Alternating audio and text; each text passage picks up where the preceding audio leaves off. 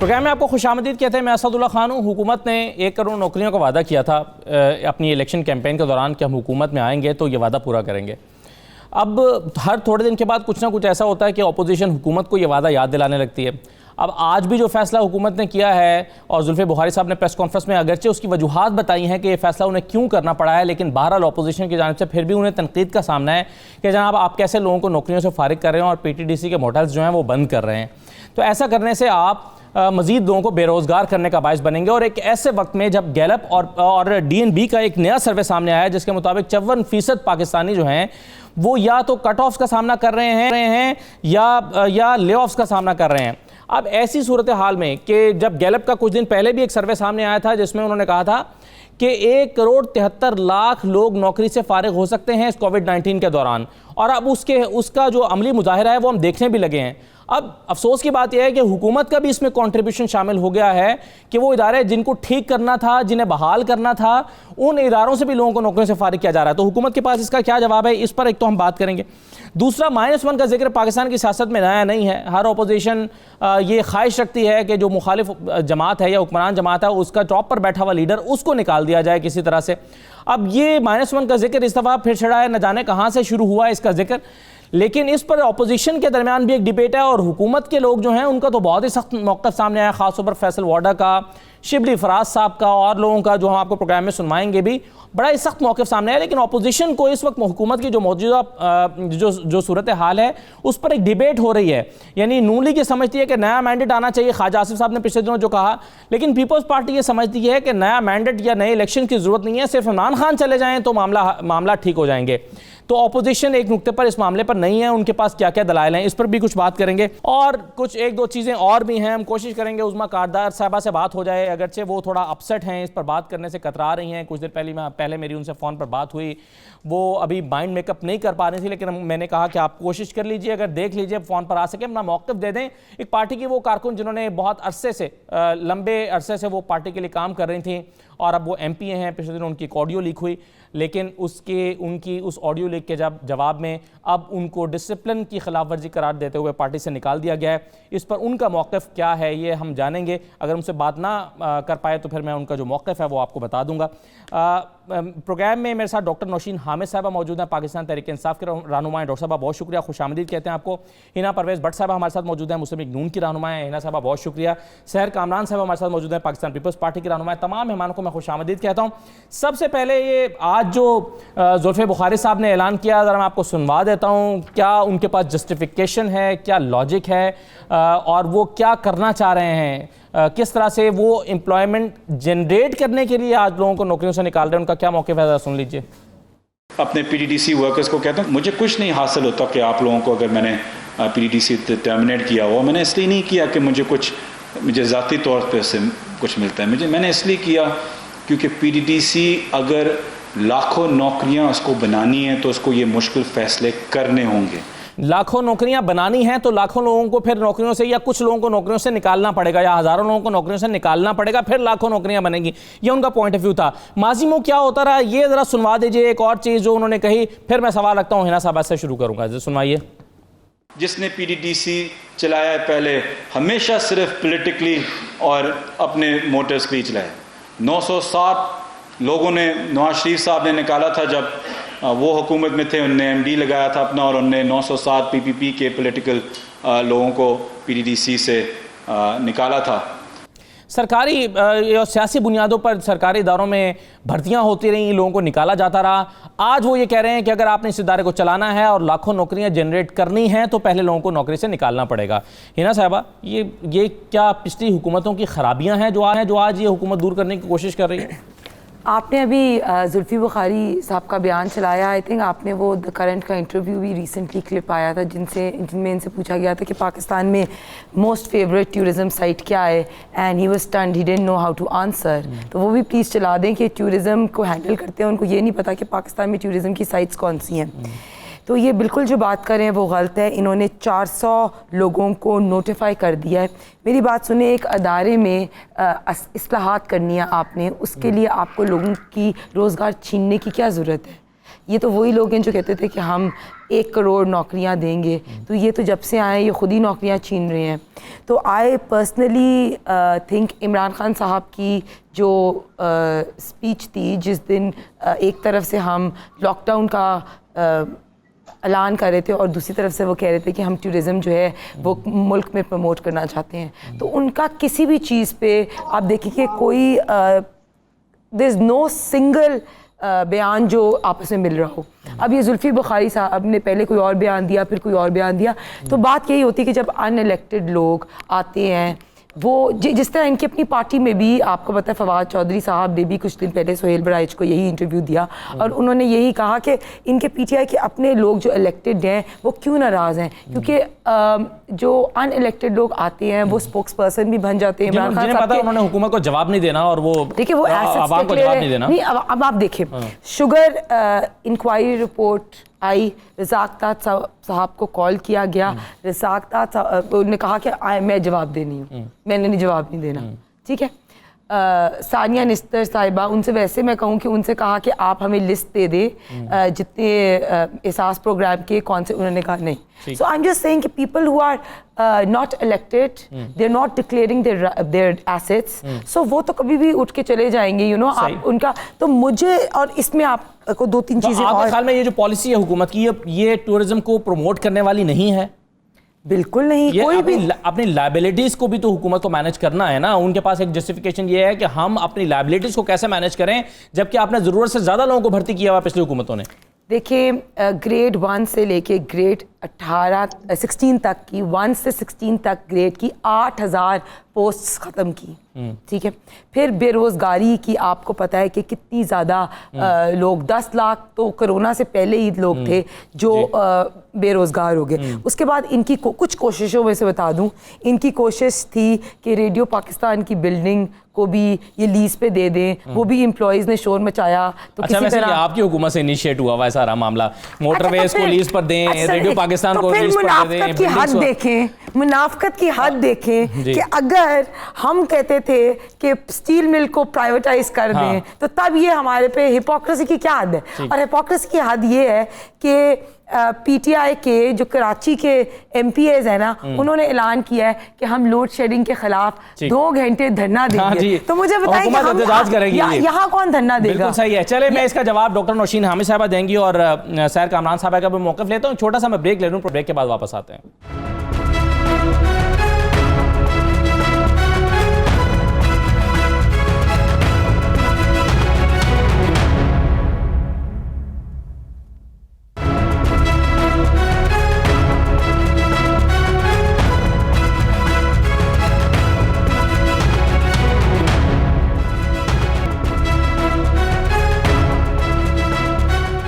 दोबारा आपको खुशामदीद कहते हैं। नौशीन साहब आपके पास मैं बाद में आता हूं, चूंकि दोनों अपोजिशन पार्टीज का मौक़िफ़ ले लें, फिर आप दोनों का इकट्ठा जवाब दीजिएगा।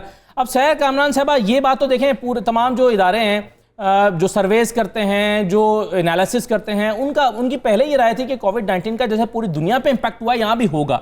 और अब ये DNB और गैलप की ये रिपोर्ट है कि 55% जो पाकिस्तानी हैं वो पे कट्स को और ले ऑफ्स को या नौकरियों से हाथ धो बैठे हैं या उनकी सैलरीज तनख्वाहें कम हो गई हैं, ये उसका सामना कर रहे हैं और ये कोविड-19 इसकी रीज़न है। आप इसमें क्या हुकूमत को जिम्मेदार समझती हैं? बिस्मिल्लाहिर्रहमानिर्रहीम। ठीक, पहले मेरे ख्याल में मुझे आज के दिन की जो अहमियत है, 5 जुलाई 1977 को जो एक शख्स खून मारा गया जमहूरियत के ऊपर, जिसने पाकिस्तान की पूरी एक डायरेक्शन बदल दी।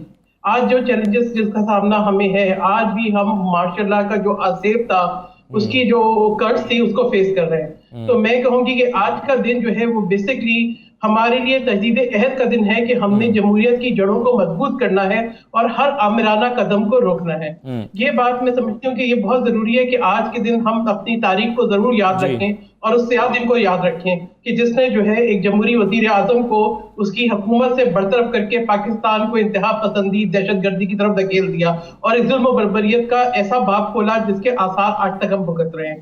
अगर आप इजाजत दें तो मैं एक जुमला सिर्फ इसमें ऐड करना चाहता हूं कि ना तो 5 जुलाई होना चाहिए था और ना 5 जुलाई के लिए जो मुहर्रिकात बने जो सियासी जमातों की गैर संजीदगी की वजह से और जो सियासी तौर पर कमजोर फैसलों की वजह से जो हालात बने, ना वो बनने चाहिए थे और ना 5 जुलाई होना चाहिए था।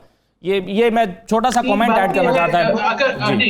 अगर आप इस बहस से पढ़ेंगे तो मैं कहूंगी कि सियासी जमातों के अंदर जो है डेफिनेटली डिफरेंट आइडियोलॉजीज होती हैं, डिफरेंट जो है इश्यूज के ऊपर डिफरेंसेस भी होते हैं, मगर डायलॉग के रास्ते खुले होते हैं। अगर मैं कहूं कि सियासी तौर पर इफहाम और तफहीम जारी थी जब ये शब खून मारा गया, और उसके क्या वजूहात थी वो हम भी जानते हैं। वो न्यूक्लियर बम था पाकिस्तान ये फिर एक बहुत बड़ी ये सैर साहब एक बहुत बड़ी डिबेट है कि वो इस इफहाम और तफहीम के रास्ते बंद हो चुके थे या वो जारी थे और वो मुज़ाकरात खत्म हो गए थे, वो एक अलग डिबेट है वैसे। लेकिन बहरहाल जो वो हुआ वो नहीं होना चाहिए था, मैं इस पर आपसे इत्तफाक करता हूं। वो इफहाम और तफहीम हो जाना चाहिए था, वक्त पर हो जाना चाहिए था, जो नहीं हुआ था। एनीवे, आप अपनी बात को जारी रखें। और मैं आपके सवाल पर आती हूँ। देखिए, बात यह है कि अगर आप जो है प्री कोविड सिचुएशन देखें तो आपकी ऑटो इंडस्ट्री तबाही के दहाने पे थी, आपकी रियल एस्टेट इंडस्ट्री तबाही के दहाने पे थी, आपके यहाँ जो है बेरोजगारी उसी वक्त बढ़ रही थी, आपके लोग सताए गुर्बत से नीचे उसक जा रहे थे। तो ये फिगर्स कोई जो है ना 5-10 हजार में नहीं, ये मिलियंस में आ रहे थे। और आज जो सिचुएशन मल्टीप्लाई हुई है, इसके अंदर हुकूमत की इनकॉम्पिटेंस को नजरअंदाज नहीं किया जा सकता। अगर जुल्फी बुखारी का, तो वैसे मैं कहती हूँ वो उनका जो मेन टारगेट है सब बेच दो, वो उसके ऊपर फोकस करें, सब बेच दो और हम उनको काउंटर करेंगे। बिकॉज पाकिस्तान के हिसाब से वो सिर्फ इसलिए नहीं कि वो इमरान खान के इन्वेस्टर हैं या फैसिलिटेटर है या कोई रिश्तेदारी है, वो इसलिए उनको यह हासिल है कि वो पाकिस्तान के असासों का सौदा करें। और ऐसे वक्त में जब दुनिया भी हैरान हो रही है, एक तरफ आप कोविड का जिक्र करते हैं, एक तरफ आप जो है वो अमेरिका में पाकिस्तान के होटल बेचने जाते हैं, कभी आपको स्टील मिल बेचने का ख्याल आता है, कभी कोई और इदारे बेचने का ख्याल आता है, कभी आप होटल्स को बंद करते हैं। बात यह कि इनके पसे मंजर, इनके जहन में क्या है, ये जो है ना बहुत जरूरी है जानना। और जिस तरह से ये बेरोजगारी फैला रहे हैं, इसका मतलब है कि ये इनकी इनकॉम्पिटेंस है, कोविड की सिचुएशन को कंट्रोल नहीं कर सके। और एक ऐसा शख्स जो बिल्कुल सही कहा हिना ने कि जिसको ये नहीं पता कि पाकिस्तान की सबसे अट्रैक्टिव टूरिस्ट साइट क्या है, वो पाकिस्तान में एलियन है, वो पाकिस्तान में एलियन है, वो पाकिस्तान की टूरिज्म का क्या दिफा करेगा? वो तो देखें, बहुत सारे लोगों को उसके ऊपर तहफ्फुज़ात है, हमने बैरून मुल्क तहफ्फुज़ात भी सुने लोग। अच्छा, एक चीज मुझे सहर साहबा ये एक ज़मीनी सवाल मैं आपसे करना चाह रहा हूं। जब 3 महीने पहले गैलप ने अपनी सर्वे रिपोर्ट ये दी थी कि पाकिस्तान में 1,73,00,000 लोग बेरोजगार हो सकते हैं कोविड की वजह से, तो क्या आपके ख्याल में ये सर्वे, क्या हुकूमत की जो आप नाअहली कह रही हैं इन्वर्टेड कॉमास में, उसको जहन में रखते हुए ये सर्वे रिपोर्ट आई थी, या इसको मतलब ये लिया जाए कि ये बेरोजगारी या ये इफेक्ट्स जो हैं वो कोविड की वजह से ये इफेक्ट होने ही थे जो हम आज फेस कर रहे हैं? आप इसको कह रही हैं ये टोटली हुकूमत की नाअहली की वजह से हुआ है? देखिए, बात ये है, मैं कह रही हूँ ना कि आप प्री कोविड सिचुएशन और प्री कोविड जो इकोनॉमिस्ट के जो सर्वे आ रहे थे, प्री कोविड जो आपके जो एक्सपर्ट्स हैं वो जो आपको बता रहे थे, आप उनको सामने रख लें, आप फर्रुख सलीम को सामने रख लें, आप जो है वो पाइट के रिपोर्ट्स को सामने रख लें, तो आपके सामने मुस्तनद राय आ जाएगी। और मैं कहूँ कि अभी आप एक चीज और नहीं गिन रहे जो बड़ी इंपॉर्टेंट, आप उन पाकिस्तानियों के बारे में नहीं सोच रहे जो बैरून मुल्क से बेरोजगार होकर यहाँ आ रहे हैं। यहाँ पर आप ये देखें कि क्या हालात होंगे कि बेरोजगारी कितनी बढ़ेगी। ये पाकिस्तान, मतलब मैं जब शुरू में जब इमरान खान न्याजी साहब की हुकूमत आई, वो कहते हैं ना पूत के पाँव पालने में नजर आ जाते हैं, तो मैं ये सोचने पे मजबूर हो गई थी कि क्या ये 1 करोड़ लोग बेरोजगार और 50 लाख घर मिसमार करने आए हैं, सिर्फ एक बनी गाला का महल रेगुलराइज होगा। राइट जी, चलें। आज जो है ये बात इसकी तौसीक हो रही है कि इनके एजेंडे में देयर आर जो है कोई ऐसी इंटेंशन थी, क्योंकि पहले दिन से, जिस दिन से इन्होंने कदम रखा, बेरोजगारी के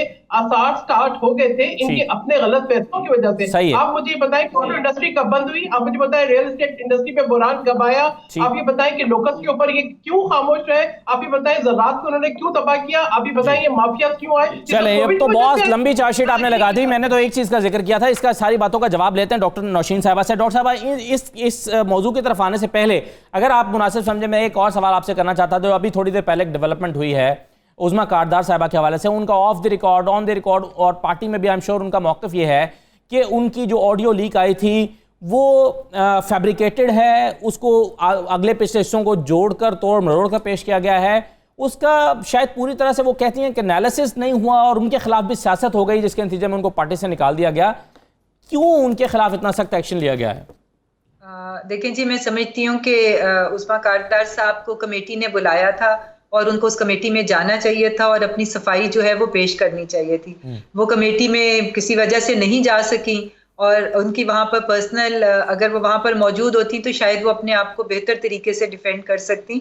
उनकी गैर मौजूदगी की वजह से ये फैसला लेना पड़ा है और उनको 7 दिन दिए गए हैं, अपील का हक उनको दिया गया है। तो लेट्स सी, उस्मा के पास चांस है कि वो अपने आप को डिफेंड करें और अपना मौक़िफ़ पेश करें। उनको अपील का टाइम दिया गया पार्टी की तरफ से। ठीक है, चलें अब आ जाए ज़रा मौजू पर। आप इस फैसले को किस तरह से डिफेंड करेंगी? ये एक तो जाहिर है वो एक पहले कोविड की वजह से सर्वेस तो आ ही रहे थे कि बेरोज़गारी होगी, फिर अब ये ताज़ा रिपोर्ट जिसका मैं हवाला दे रहा हूँ कि 54% पाकिस्तानी जो हैं वो पे कट्स का सामना कर रहे हैं या ले ऑफ्स का सामना कर रहे हैं। आप इसका टोटल जिम्मेदार क्या कोविड को समझती हैं डॉक्टर साहब? देखें जी, सबसे पहले तो मेरी दोनों बहनों जिन्होंने अभी बात की है, इनका ताल्लुक जिन पार्टियों से है वो इस मुल्क को कहाँ पर छोड़कर गए हुए हैं। वो फिर हमें ये कहते हैं कि आप पास्ट की बात लेके बैठ जाते हैं। कौन सा कोई एक अदारा मुझे है जो बता दें कि जो कि काम कर रहा था सही तरीके से, जो खसारे में नहीं जा रहा था, जहां पर गलत भर्तियां नहीं हुई हुई थी, मेरिट के अगेंस्ट भर्तियां नहीं हुई हुई थी, जहां पे गोस्ट और फेक पोजीशंस जो हैं वो फिल नहीं हुई हुई थी। तो ये सारी चीजों को दुरुस्त करने के लिए एक दफा तो आपको जड़ से इस नासूर को उखाड़ फेंकना होता है ना, कि जो इश्यूज हैं, अगर आपने किसी अदारे को लेकर जाना है कि वो तरक्की की तरफ जाए तो पहले उसकी कमी कोताहियां आपको ठीक करनी पड़ती हैं। एक तो ये बात है। दूसरी बात यह है कि कोविड की वजह से आज आप देखें कि यूके जैसा डेवलप्ड और स्ट्रॉन्ग इकोनॉमी वाला मुल्क, आज उनकी इकोनॉमी सुकड़ के सिर्फ 25% पे रह गई है। उसके अलावा आप अमेरिका देख लें, आप दूसरे जितने सुपर पावर्स देख लें, वहां के ऊपर इस वक्त जो है बेरोजगारी जो है वो बहुत बड़े पैमाने पे जो है वो उसको हम देख रहे हैं। देखिए, कोविड जैसी वबा जो है वो पाकिस्तान की तारीख में 70 साल तारीख में इससे बड़ी कोई नेशनल कैलेमिटी या इससे बड़ी कोई नेशनल इमरजेंसी आज तक नहीं आई। और ये एक इतनी अनयूजुअल और इतनी एक ड्रास्टिक ये इसका इफेक्ट होता है कि जो कि जिसको सुपर पावर्स भी जो हैं वो सस्टेन नहीं कर सकी। तो मैं समझती हूँ कि कोविड का इसके अंदर बहुत बड़ा हाथ है। डॉक्टर साहब बिल्कुल सही है, लेकिन एक चीज मैं आपसे जानना चाहता वो ये कि आप बिल्कुल सही है, इत्तेफाक आपसे कर भी लिया जाए कि माजी की हुकूमतें इतने बुरे हालात में देकर गई हैं कि आपको एक दफ़ा जड़ से उखाड़ना पड़ा, लेकिन ऑस्टेरिटी की मुहिम के लिए या ऑस्टेरिटी के इजहार के लिए आप एक दफ़ा गाड़ियां पहले बेच दें, फिर ज़रूरत पड़ने पर दोबारा ख़रीदें, या पहले आप पीटीडीसी के मोटर्स बेच दें इसलिए कि वो खसारे में हैं और कल को जब आप टूरिज्म प्रमोट करें तो दोबारा उन्हें आपको ख़रीदना पड़े। इससे बेहतर ये नहीं है कि आप वो इदारे जो खसारे में थे उनका खसारा ख़त्म करके उनको तरक्की की राह पर डालें, यानी टूरिज्म को आप प्रमोट करें, सपोर्ट करें और आपको वो बेचना ना पड़े, स्टाफ को निकालना ना पड़े। 2-2.5 साल में अब तक शायद उसको पैरों पर खड़े हो जाना चाहिए था। देखें जी, जो टूरिज्म है वो तो पीटीआई के एजेंडा के ऊपर बहुत इंपॉर्टेंस रखता है और खान साहब का ये विजन भी है और उनकी ये ख्वाहिश भी है कि टूरिज्म जो है वो एक ऐसी चीज़ है जिससे हम अपने मुल्क को बहुत आगे ले जा सकते हैं, क्योंकि पाकिस्तान के पास वो जगह मौजूद है जो दुनिया के बेशतर ममालिक के पास नहीं है और ये टूरिज्म जो है वो हमें बहुत आगे लेके जा सकता है। अब इसके लिए जो भी पॉलिसीज हैं वो ज़ाहिर है गवर्नमेंट के वो बैठ के बहुत थिंक टैंक्स जो हैं वो इसको किसी एक स्पेसिफिक पॉलिसी के तहत वो बना रहे हैं, मगर ये कि ये अदारे इन लोगों ने इतनी बुरी तरह तबाह बर्बाद किए हुए थे और उसकी जड़ों में करप्शन इस तरीके से बैठी हुई थी कि इसको दोबारा से रिवाइव करने के लिए जाहिर है हमें नए सिरे से पॉलिसीज बनानी पड़ेंगी। ये अदारे इस तरह से ठीक होने वाले नहीं। पीआईए को आप देखें कि सारे मुशाहिदुल्लाह साहब ने अपने रिश्तेदारों को ऑब्लाइज करने के लिए जिस तरीके से उसमें भर्तियां की, उस अदारे को जिस तरीके से कि जहां जो दुनिया में जो रेशियो होता है एक प्लेन के साथ नंबर ऑफ एम्प्लॉइज का, उससे कई 10-10 गुना ज्यादा जो है वो पाकिस्तान में था। तो इस तरीके से ये सारे अदारे जिनका ये जिक्र करिए इसी तरह से ये तबाह हुए हैं और जब तक इनको आप इस तरह से इनके लिए बड़े मेजर स्टेप्स नहीं लेंगे ये अदारे ठीक नहीं होंगे, क्योंकि इसकी जड़ें बिल्कुल खोखली हो चुकी हुई हैं। और जिनकी बात ये कर रहे हैं कोई गिरवी रखी हुई है, कोई कुछ किया हुआ है, हमारे पास पीछे इन्होंने छोड़ा क्या है दोबारा से ठीक करने के लिए। तो मैं समझती हूँ कि जो भी पॉलिसीज बनाई जा रही हैं बहुत सोच समझ के बनाई जा रही हैं और ये इवेंचुअली मुल्क को बेहतरी की तरफ लेकर जाएंगी। सही है, चलें, तमाम जिम्मेदारी तो हिना साहबा आपकी और आपकी जमात पर और पीपल्स पार्टी की जमात पर है कि इदारे आप इस हद तक ख़राब करके गए हैं कि उसको ठीक करने के लिए एक दफ़ा तो उसको इदारे को ख़त्म करना पड़ेगा, नए सिरे से बनाना पड़ेगा। पहले तो आप वो असद उमर साहब का स्टील मिल वाला बयान चलाएं जिनमें उनको पता था कि क्या है, और वो उन्होंने कहा कि अगर मैं इसी स्टील मिल को ठीक नहीं करूंगा इन्हीं एम्प्लॉयज़ के साथ तो ये बयान दिखा के तो मुझे शर्मिंदा वो हमने पिछले दिनों चलाया अपने प्रोग्राम में। तो पिछले 2 सालों से कोई अदारा है, कोई एक अदारा है जो उन्होंने ठीक कर दिया, कोई कुछ भी नहीं। लेकिन कोई एक अदारा आप ठीक छोड़ कर भी गए थे, इसका भी तो जवाब देना। हम जब गए 2018 में जीडीपी 5.5 छोड़ के गए थे। कोरोना से पहले, मैं आपको कोरोना से पहले बताऊं, जीडीपी वाज 1.9। अब -0.4 है, but before corona in 2019 and it was 1.9। सो अगर आपकी इकोनॉमी के अंदर कोई कुशन होना तो फिर भी इकोनॉमी सेव हो सकती है। अब इंडिया की इकोनॉमी जो जीडीपी था वो 7% था और मोदी की पॉलिसीज़ की वजह से वो 5% तक गिरा, और वो भी उसमें भी ये था कि उन्होंने अपनी डिफेंस पॉलिसीज़ में या कोई ऐसी पॉलिसीज़ में जिन लोगों ने उनके इलेक्शन कैंपेन में हेल्प किया था उनको फाइनेंस करने वाली डील्स की। तो इनके साथ भी सेम चीज़ है कि जिन लोगों ने जो माफिया ये कहते हैं, जिस माफिया को ये कंट्रोल नहीं कर सके, जो इनका पार्ट है, सब लोग, चाहे उसमें रातों रात जिसने डॉलर की प्राइस बढ़ाई, चाहे पेट्रोल का माफिया हो, वो सब के सब को इन्होंने पे बैक करना है। अब अगर आपकी इकोनॉमी में कुशन होना, अगर आपकी इकोनॉमी 5.5% रहती 2019 में, या आप उसको जिस तरह हम at the time we were leaving जो प्रोजेक्शंस थी ना वो ये था कि 7% तक चली जाएगी। लेकिन एक ग्रोथ रेट जो है ना, एक चीज मुझे एक छोटा सा ज़मीनी सवाल है, एक एंड करने दे बात। बेरोजगारी की आप बात कर रही हैं, ठीक है, सब चीज़ हमारे पे डाल दी, ठीक। अभी आपको रिसेंटली आज की एग्जांपल दूं, 46 डॉक्टर्स ने पंजाब में रिज़ाइन किया क्योंकि उनको पीईपी किट्स नहीं मिल रही, ठीक है। यहाँ आप गवर्नमेंट सर्वेंट्स को देखें, 10% सैलरी इंक्रीज नहीं की। सिंध में जब 10% सैलरी इंक्रीज की बजट में, तो पीटीआई के एमपीएस ने वॉकआउट किया। ये मुनाफकत का हाल देखें। अब पीआईए की ये बात कर रही हैं, बिल्कुल जिनके फेक लाइसेंस है वो ठीक है, लेकिन 11 साल में 5 चेयरमैन चेंज हुए, ठीक है। मुल्क एवरेज हुआ 2.2 ईयर्स।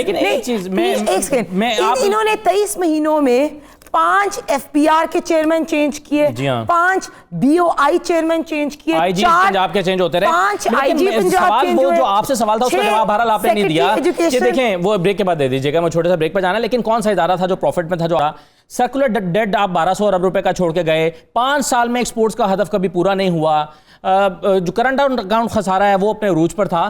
पीआईए का हाल आपके सामने, एक इदारा प्रॉफिट में कौन सा था जो आपने छोड़ा, वो इस हवाले से तो पीटीआई ठीक कहते हैं ना कि आप तमाम खसा। मैं एक छोटा सा ब्रेक ले लूँ, फिर दे दीजिएगा इसका जवाब, और फिर -1 पे बात करते हैं कि इस पर इतना सख्त मौक़िफ़ आया है बाज़ वज़रा का हुकूमत की जानिब से कि फैसल वाडा साहब तो मरने मराने पर उतर आए हैं।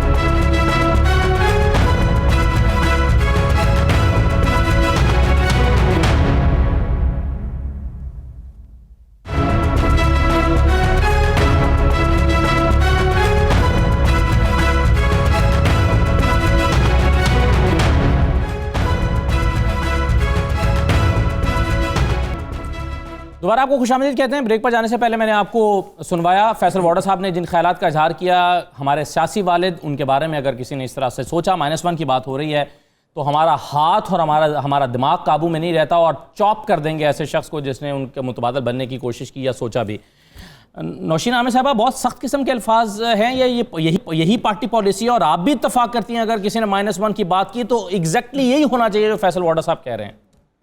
देखिए जी, -1 की तो कोई पॉसिबिलिटी है ही नहीं। ये पार्टी इमरान खान साहब की है। यहाँ पर इसमें जितने लोग भी शामिल हैं वो इमरान खान साहब के विजन के ऊपर हैं, और जो लोग इस पार्टी को सपोर्ट करते हैं, जिसने इस मुल्क के सबसे ज्यादा वोट इस पार्टी को दे के आज इक़्तिदार में लाई है, वो तमाम लोग इमरान खान साहब की वजह से उन्होंने पाकिस्तान तहरीक इंसाफ को वोट दिया। ये तमाम वोट जो है ये इमरान खान साहब का है, और सारी मैं समझती हूँ कि पार्टी बड़ी मजबूती से उनके साथ खड़ी है। जिस तरह से अभी इसके आपके सामने बड़ा एक क्लियर मैसेज मेरा ख्याल है सारी ऑपोजिशन को भी चला गया और पूरे मुल्क को भी चला गया कि अभी रिसेंटली हम लोगों ने जो फेडरल बजट पास करवाया है नेशनल असेंबली में, वो 41 वोट्स के डिफरेंस के साथ, 41 वोट की अक्सरियत के साथ वो बजट पास हुआ है। यानी कि ऑपोजिशन ने अपनी जितनी मर्जी, उन्होंने हमें ये कहा था कि जी हम ये बजट पास नहीं होने देंगे और हम हर सूरत इसका रास्ता रोकेंगे, ये वो उसके करीब भी नहीं आ सके उसको चैलेंज करने के। तो मैं समझती हूँ कि ये एक तरह से वोट ऑफ कॉन्फिडेंस था जो इमरान खान साहब के ऊपर तमाम पार्टी ने और उसके साथ हमारे जो इत्तेहादी थे उन्होंने ये दिया कि सबको इमरान खान साहब पे कॉन्फिडेंस है, हमें उनकी लीडरशिप के ऊपर कॉन्फिडेंस है, और ये पार्टी इमरान खान साहब की वजह से, उनकी विजन की वजह से, और तमाम पाकिस्तानी लोग जिन्होंने इस पार्टी के साथ खड़े हैं वो इमरान खान साहब के साथ खड़े हैं। इसलिए इमरान खान साहब के बगैर तो कोई सवाल ही पैदा नहीं होता कि पार्टी में कोई और उसको लीड करे। बिल्कुल सही है। अच्छा, लेकिन सहर साहबा मुझे ये बताइए कि बिलावल साहब ये क्यों समझते हैं कि अगर इमरान साहब की जगह पार्टी में से कोई और आ जाए, यानी -1 हो जाए तो सब कुछ ठीक हो जाएगा।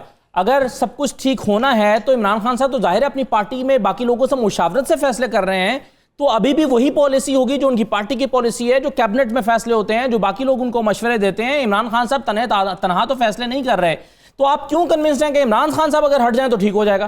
कैसे हो जाएगा? देखें असद, पहले तो मैं कहूंगी कि जिस किस्म के अल्फाज आपने सुनाए हैं, क्या उस पर पैमरा को नोटिस देना चाहिए? मतलब आप ये देखें कि what is the state of mind, इतना फ्रस्ट्रेशन क्यों है? बात यह है -1 का ये जो किस्से हैं, हमसे ज्यादा तो ये इनके अपने अंदर से आवाजें आ रही हैं। क्यों आ रही हैं? यानी एक दिन वजीर आजम साहब को कहना पड़ता है कि वो नागुज़ीर हैं, उन्हें कोई नहीं हटा सकता। इनके अपने अंदर से कहां से आवाजें? इनके अपने अंदर से कहां से आवाजें? ये अपने अंदर की फ्रस्ट्रेशन ये किसको सुना रहे हैं? देखें, जब वो शेख रशीद साहब कहते हैं -1 नहीं -3 होगा, मुझे इसकी तशरीह बता दें। इमरान खान अहमद न्याजी साहब एक दिन पहले बजट से कहते हैं कि जी वो कहीं नहीं जा रहे, अगले दिन वो बताते हैं कि जी कोई भी जो है वो अपनी जगह पे मुस्तकिल नहीं रहता, जा सकते, मगर वो जाएंगे तो ये हो जाएगा। ये और वो और यूं और क्यों, इसके पीछे क्या असल मुहरकात हैं, ये समझने की जरूरत है। अभी जो फरमा रही थी नौशीन साहिबा के बजट पास हो गया, तो मैं कहूंगी देखें, आपको इस बात का शुक्रगुजार होना चाहिए कि ऑपोजिशन आपके स्टेट ऑफ माइंड में नहीं है। तनकीद करना, प्रेशर डालना, आपकी गलतियों की निशानदही करना ऑपोजिशन का हक है, लेकिन ऑपोजिशन कहीं पर भी कोई ऐसा कदम नहीं उठाती जहां पे मुल्क को इंस्टेबिलिटी लाहक हो। अगर इमरान खान अहमद न्याजी साहब को कहीं खुद वोट लेना पड़े कॉन्फिडेंस का, तो मैं कहूंगी बड़ी मुश्किलात में आ जाएंगे। उनको अपने अंदर की आवाजें सुननी चाहिए, अपने वुज़रा की आवाजें सुने, अपने अंदर की आवाजें सुने, अपने एलाइज की आवाजें सुने। हर दफा जो है लेन देन बंदर बाट करके तो नहीं गुजारा होगा। यानी एक इक़्तिदार के लिए आप क्या क्या करेंगे? ऑपोजिशन जो है वो अगर आपकी गलतियों की भी निशानदेही ना करे, आप उनकी तमाम जो है कट मोशंस को रिजेक्ट कर दो, आप उनकी तमाम सिफारिशात को रिजेक्ट कर दो और समझो कि आपने कोई कारनामा किया है। कोई कारनामा आपने नहीं किया, कोविड का आप आसरा मत लें। और आपके अंदर की जो फ्रस्ट्रेशन है, जो आवाजें अंदर से आ रही है, शेख रशीद को क्यों ख्याल आ रहा है -1 का? क्यों इनके अपने मुजरा को ख्याल आ रहा है -1 का? क्यों जो है वो आपके जो है किन मुजरा को ख्याल आ रहा है? ये तो मैं आपसे सवाल कर रहा था, ये किन मुजरा को ख्याल आ रहा है फवाद चौधरी साहब भी क्यों कहते हैं कि प्राइम मिनिस्टर ने कहा हमारे पास 5.5-6 महीने हैं? देखिए बताए ना, आपकी रिपोर्ट कार्ड में आप फेल हो गए हैं, आपको 0/0 क्या माइनस में नंबर मिल रहे हैं। लेकिन अगर फर्ज करें, वैसे तो पीटीआई ये कहती है ना, सहर साहबा, पीटीआई ये कहती है कि -1 तो ऑप्शन ही नहीं है। मतलब अगर वो कहते हैं कि अगर जाएंगे तो फिर पूरी सब जाएंगे, ये नहीं हो सकता कि पार्टी में से कोई और उठ के ऊपर आ जाए। लेकिन आपको कैसे लगता है, जो मेरा सवाल था, कि आपको कैसे लगता है कि अगर -1 हो जाएगा तो मामला ठीक हो जाएंगे? ठीक कैसे हो जाएंगे, यही मेरा सवाल है। मसला ये है, मैं बताऊं कि मामला तो सही उस वक्त होंगे जब आपके अंदर शऊर, इफामो, तहसीमो, ये है टोट बटोट की दुनिया, ठीक है ना? आपने बिठा के टोट बटोट का खानदान बिठा दिया, इसका एक तरह दूसरे से नहीं मिलता। जरा सी बात होती है तो इनकी जो है ना वो हिलने लगती हैं जड़ें और जो है इनकी फाउंडेशन। तो बात ये है कि अगर इमरान खान अहमद न्याजी साहब का सबसे बड़ा मसला ये है कि वो एरोगेंट है, वो किसी के साथ बैठने को तैयार नहीं है। उन्होंने सबसे कारी ज़र्ब कौमी यकजहती और नेशनल हार्मोनी को लगाई है। वो किसी एक इशू के ऊपर कौम को इकट्ठा नहीं कर सकते।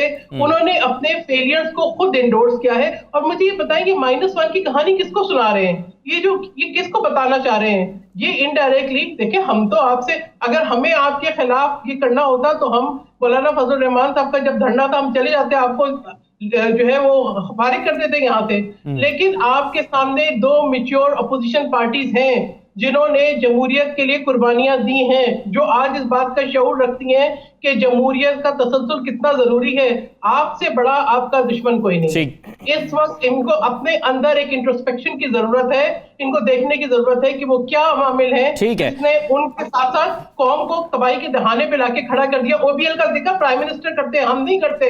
ये जाली लाइसेंस करके सारे पायलट को और अपनी एयरलाइन को आपने जो है कॉर्नर करके रख दिया। उसकी प्रेस्टीज, उसका प्राइड जो इंटरनेशनल था, आपने इसको खत्म कर दिया। ये कोई और नहीं करता।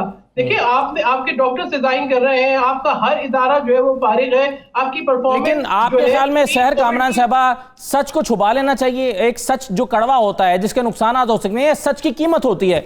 आपके ख्याल में ये ऐसे ही चलता रहना चाहिए जैसा चल रहा है कि जाली भर्तियां हुई हैं या जाली डिग्रियां हैं या सियासी भर्तियां हुई हैं? इसका इंकिशाफ नहीं करना चाहिए ताकि खुदा ना खास्ता वो नुकसान ना हो जो कि आपको लगता है कि मुल्क का बड़ा नुकसान हो जाएगा। तो आपने देखिए, बात की जो लिस्ट आई है वो मुतनाज़ा है।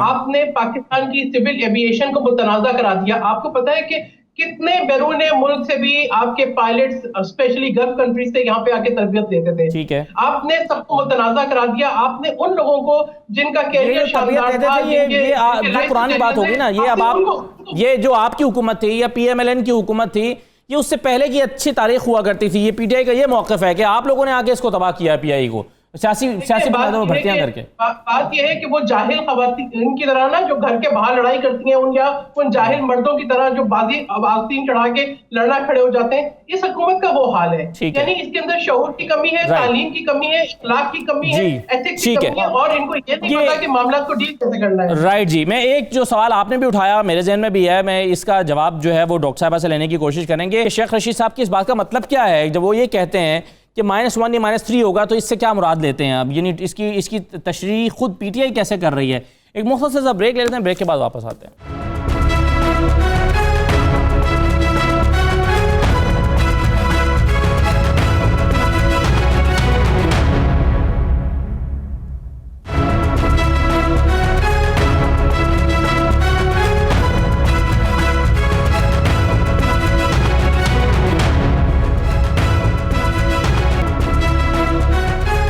दोबारा खुशामद कहते हैं। हिना साहबा, क्या आपके ख्याल में ऑप्शन परफॉर्मेंस के लिए इस वक्त बेहतर है? क्या -1 जो PTI जिसको एक्सेप्ट ही नहीं करेगी, वो आपके ख्याल में ऑप्शन है? ख्वाजा आसिफ साहब कहते हैं नया मैंडेट ये ऑप्शन है। आप ही के पार्टी के कुछ लोग कहते हैं कि जी हुकूमत को 5 साल पूरे करने चाहिए और जमहूरी इस्तेहकाम होना चाहिए। क्या आपका वाज़ेह मौक़िफ़ है क्या पार्टी का? सबसे पहले तो मैं फैसल वाडा साहब की बात को इंडोर्स करूँगी। वो बिल्कुल ठीक कहते हैं कि इनकी ट्रेनिंग ही बहुत अजीब हुई हुई है, और यकीनी तौर पर ये जब भी इनको ज़रूरत पहुँचे तो ये अपना ज़ुबान, अपना हाथ यूज़ करते हैं। लेकिन एक बात से डिसएग्री करूँगी, इन्होंने कहा है मैं अपनी ज़ुबान, अपने हाथ और दिमाग ये लोग बिल्कुल यूज़ नहीं करते। आई एम सॉरी टू से the team is highly incompetent. लेकिन ये बात ज़रूर है कि ये बहुत अजीब, और ये ऑपोजिशन नहीं कह रही है, फैसल वाडा साहब खुद कह रहे हैं, क्योंकि इमरान खान साहब ने अपनी पूरी टीम की बहुत अजीबो गरीब ट्रेनिंग की है। सेकंड, आप सहर कामरान से बहुत सारे लोगों के तो इमरान खान साहब ने नहीं की, क्योंकि वो दूसरी पार्टी से आए हैं, तो वो तो वहाँ से ट्रेनिंग लेकर आए हैं ना, तो वो इमरान खान साहब ने नहीं की। कुछ लोगों की है उन्होंने, फिर नए पाकिस्तान की मोरालिटी देख ले कि सारी की सारी काबीना जो है वो पुराने पाकिस्तान की है, फिर मोरालिटी देख लें। अच्छा, सेकंड चीज़, आप अभी सहर कामरान से ये सवाल कर रहे थे कि -1 वाली बात किसने की, तो अली मोहम्मद ख़ान की ट्वीट है कि -1 करने वाले, अगर -1 हुआ तो सोचने जमहूरियत माइनस होगी। तो यही आंसर है शेख रशीद साहब का। जो शेख रशीद साहब ने आज -3 कहा ना, वो आपको भी पता है और मुझे भी पता है। मगर ये डॉक्टर साहब से सवाल करना, मैंने ये सवाल आपसे किया नहीं है। अभी ट्वीट दिखा भी देना, जमहूरियत माइनस होगी। और तीसरी बात, बिलावल साहब कह रहे इमरान खान साहब की बात कि इमरान खान साहब को साइड पे कर दो, तो उनकी इतनी तक बात ये सही है कि इमरान खान साहब की अना और उनकी ज़िद बहुत ज़्यादा है। उनकी टीम के कहने के बावजूद बुज़दार साहब को नहीं हटाया गया। लेकिन PMLN का पॉइंट ऑफ व्यू अभी हमारे, ये मैं पर्सनल पॉइंट ऑफ व्यू दे रही हूँ, पार्टी का पॉइंट ऑफ व्यू अभी आना है और APC में डिस्कस होना है। My personal point of view is that Imran Khan को हटाने से भी कोई फ़ायदा नहीं होगा कि पूरी की पूरी टीम इनकॉम्पिटेंट है। हमें फ्रेश मैंडेट की तरफ जाना चाहिए जहाँ फ्री एंड फेयर इलेक्शंस हो। फिर वो जो आपका मौक़िफ़ है, जो आपका मौक़िफ़ है कि जमहूरियत को अपने 5 साल पूरे करने चाहिए, ये मौक़िफ़ तो आपने छोड़ दिया अगर आप ये मुतालबा कर रहे हैं। देखिए, हम कोई भी अनडेमोक्रेटिक मूव नहीं करेंगे, ये हुकूमत खुद अपने बलबूते पे गिरेगी। ये इतनी बुरी परफॉर्मेंस होगी। वो बात की ना साद रफ़ीक साहब ने, ये ऐसा कंबल है कि ये खुद छोड़ने के लिए कहेंगे लेकिन नहीं छोड़ेगी, ये खुद कहेंगे।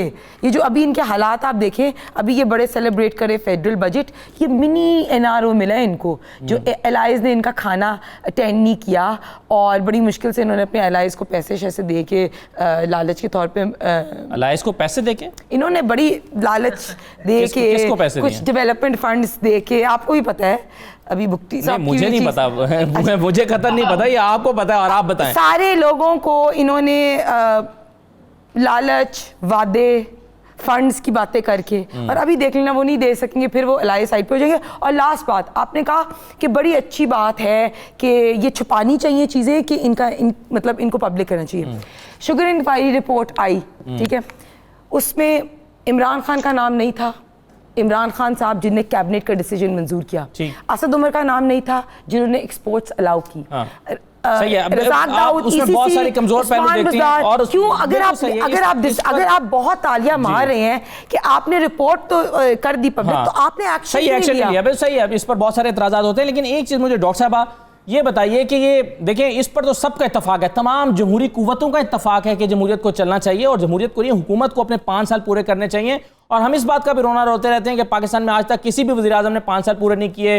पिछली हुकूमत में या उससे पिछली हुकूमत में जब वक्त से पहले वज़ीर-ए-आज़म चले गए और उनकी जगह उसी पार्टी का दूसरा आ गया, तो इस पर भी हम तनकीद करते रहे कि जी वज़ीर-ए-आज़म को मुद्दत पूरी नहीं करने दी जाती, लेकिन परफॉर्मेंस भी तो साथ में शर्त है ना कि जी किस परफॉर्मेंस की ये बात कर रहे हैं, मुझे ये समझ में नहीं आ रही। आप ये देखें कि इस वक्त ट्रेड डेफिसिट जो था वो 37 बिलियन से कम होकर 3 बिलियन रह गया है। करप्शन जो है, जो कि 15 खरब की थी, वो 270 अरब के ऊपर आ गई है। 5000 बिलियन के कर्जे वापस कर दिए गए हैं। करंट अकाउंट डेफिसिट 85% कम हो गया। स्टॉक एक्सचेंज इंप्रूव कर रही है, फॉरेन इन्वेस्टमेंट आ रही है। आपका पूरी दुनिया में खान साहब की वजह से पूरे इस्लामिक वर्ल्ड में क्या, बाहर की सुपर पावर्स में सारी जगह पे पाकिस्तान का इमेज जो है वो बेहतर हो गया।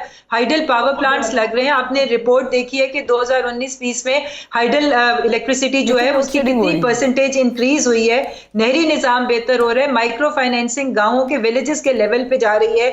यूथ का जो कामयाब जवान प्रोग्राम है उसके जरिए यूथ को जो एम्पावर किया जा रहा है, उनको इजी कर्जे दिए जा रहे हैं। इंपोर्ट्स जो हैं वो हमारी कम हो रही है, एक्सपोर्ट्स हमारी बढ़ रही है। और कौन से इंडिकेटर्स होते हैं? तो डॉक्टर साहब, मैं इस तमाम परफॉर्मेंस पर तो मैं आपको मुबारकबाद देना चाहता हूं, लेकिन मुझे फिर सवाल यह है कि इमरान खान साहब अपनी काबीना से नाराज होकर ये क्यों कह रहे हैं कि 6 महीने में परफॉर्मेंस अगर ठीक ना की तो फिर कुछ तब्दीली आ जाएगी, कुछ भी? ये फिर आपके लीडर का राइट होता है कि वो अपनी टीम को एक टाइम फ्रेम दे कि इस टाइम के अंदर मुझे अपनी परफॉर्मेंस करके दिखाओ। लेकिन अगर परफॉर्मेंस अच्छी है तो फिर तो थपकी मिलनी चाहिए ना, फिर वार्निंग नहीं मिलनी चाहिए। देखें, हमें ये बहुत अच्छी परफॉर्मेंसेस हैं, मगर हमें मजीद बेहतरी चाहिए। कुछ अदारे ठीक हुए, कुछ को अभी ठीक होने की जरूरत है। तो वो अगर ये तो एक लीडर का, प्राइम मिनिस्टर उनकी स्वाबदीद है कि वो अपनी टीम से रिपोर्ट मांगे, उनसे मजीद बेहतरी की उम्मीद मांगे।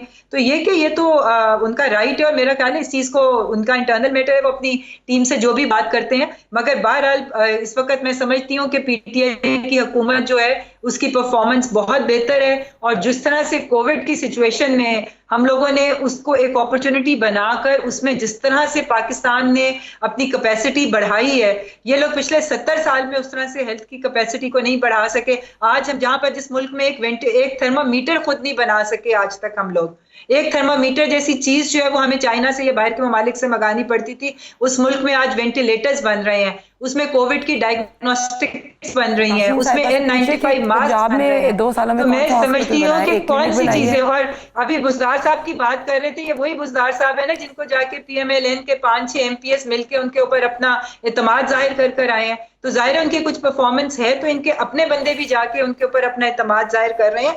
तो मैं नहीं समझती कि किसी किस्म की भी परफॉर्म, अगर जिस वक्त आपको इतने जीरो लेवल से बल्कि माइनस के लेवल से शुरू करना और चीजों को बेहतर करना, तो थोड़ा सा टाइम लगता है। मगर बिल्कुल गवर्नमेंट इस वक्त ठीक डायरेक्शन में काम कर रही है, चीजों में बेहतरी आ रही है, अवाम को रिलीफ मिल रहा है। आज जब बाहर के ममालिक में लोगों को इस कदर प्रॉब्लम्स आई, यहाँ पे एहसास प्रोग्राम के जरिए प्राइम मिनिस्टर साहब ने इंश्योर किया कि गरीबों के घर का चूल्हा जलता रहे।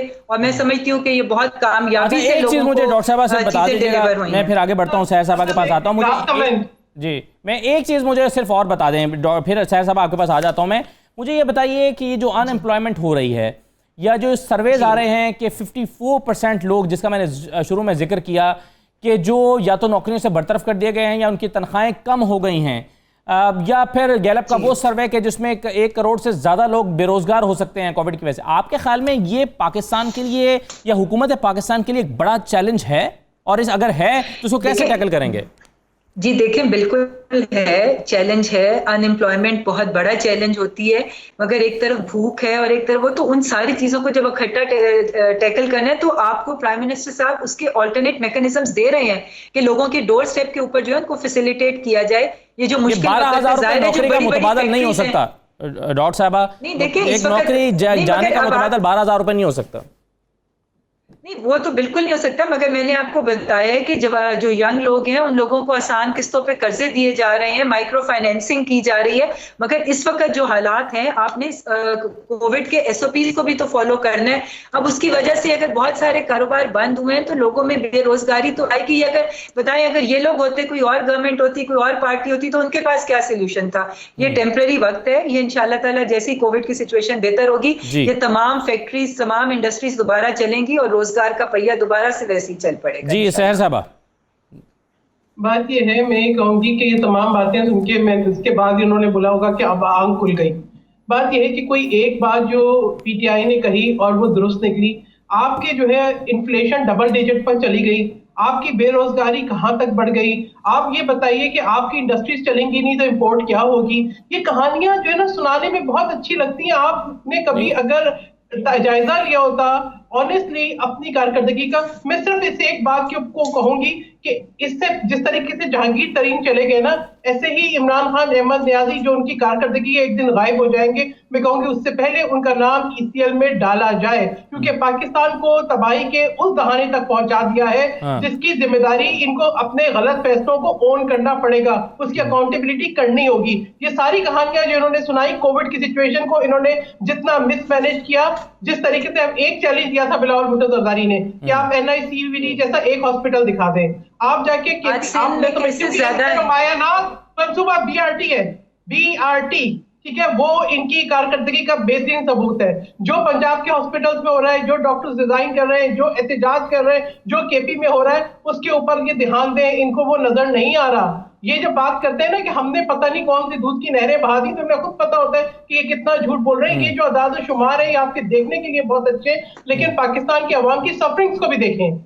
आप ये भी देखें कि आप जो है ये सारी बातें जुबानी कलामी करते हैं। एक बात जो कंटेनर पर हुई थी, जो आपने लोगों से झूठ बोला था, किसी एक बात को आप बताएं कि आपने सच किया। और अगर आप सच नहीं कर सके तो क्या आप जो ये जो रोजाना ट्रेन के हादसा हो रहे, ये जो 13 हादसा हो रहे थे, ये जो टूरिज्म वजीर आजम साहब प्रमोट कर रहे थे नथिया गली में 13 हादसे के बाद अपना हनीमून मना के, क्या उसके ऊपर आपका इस्तीफा बनता है या नहीं बनता? इस बात का जवाब चाहिए मुझे। और मैं दोबारा मुतालबा करूंगी, इमरान खान, अहमद नियाजी साहब का नाम ECL में होना चाहिए है, क्योंकि मुझे शक है, मुझे शुबा है एक दिन वो फरार हो जाएंगे। अच्छा चलें, ये तो आपने एक अजीब सा मुतालबा, नया मुतालबा कर दिया। अच्छा डॉक्टर साहब कुछ कह रही हैं? डॉक्टर नौशीन साहब आप?